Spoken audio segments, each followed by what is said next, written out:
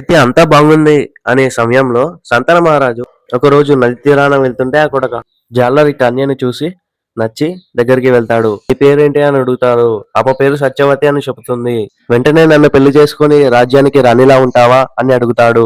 దానికి సత్యవతి, "నేను మిమ్మల్ని పెళ్లి చేసుకుంటే రాణిలా ఎలా ఉండగలను? ఒకవేళ పిల్లలు పుడితే వాళ్ళు కూడా రాజులుగా ఎలా ఉండగలరు? ఇప్పుడు మీ కొడుకైన దేవవ్రతుడికి బతకాలి అంతే కదా, అంత కర్మ మాకు వద్దు" అని చెప్పి అక్కడి నుంచి వెళ్ళిపోతుంది. ఇంకా ఆ మాటలు అతనికి చాలా బాధ పెడతాయి. అక్కడి నుంచి తిరిగి రాజ్యానికి వచ్చేస్తాడు. తిరిగి రాజ్యానికి వచ్చేసిన ఆమె గురించి ఆలోచిస్తూ ఆరోగ్యాన్ని పాడు చేసుకుంటాడు. ఇదంతా చూస్తున్న దేవరతుడు ఏం జరిగింది అని మంత్రికి అడిగి అసలు విషయం తెలుసుకొని సత్యవతి దగ్గరికి దేవవ్రతుడు వెళ్తాడు. వెళ్ళి ఎంత అడిగినా సత్యవతి ఒప్పుకోకపోయేసరికి ఇంకా తప్పదు, తన తండ్రి ఆనందం కోసం ఒక ప్రతిజ్ఞ చేస్తాడు.